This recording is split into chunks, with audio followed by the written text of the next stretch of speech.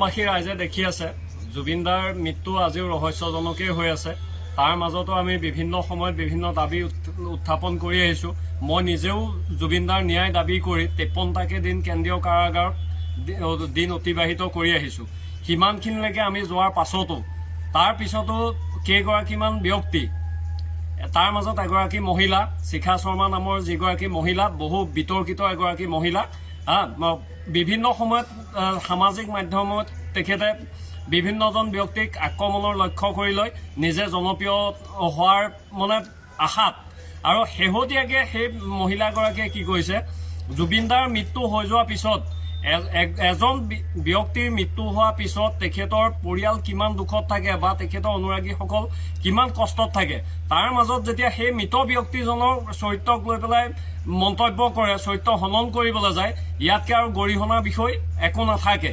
আৰু সেই মহিলাগৰাকীক বহুতৰ মাজতে ময়ো ভাবিছিলোঁ মানসিক ৰোগী বুলি, কিন্তু প্ৰতিটো কথাতে মানসিক ৰোগী বুলি এৰি দিয়াটো ভুল হ'ব।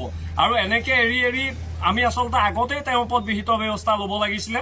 ব্যৱস্থা নোলোৱাৰ কাৰণে তেখেতে জুবিনদাৰ ওপৰত এই মন্তব্যখিনি কৰি চৰিত্ৰত আঙুলি তোৱাবলৈ সাহস পাইছে সামাজিক মাধ্যমত। আৰু দেখিবলৈ পোৱা গৈছে এতিয়া ভয়ত তেখেতে সামাজিক মাধ্যমৰ পৰা পোষ্টখিনি ডিলিট কৰিছে, কিন্তু আমি সেই পোষ্টখিনি ৰাখি পেলাই স্ক্ৰীনশ্বট লৈ ইয়াৰ লগত FIR খনৰ কপিৰ বেক চাইডে আমি গাঁঠি দিছোঁ।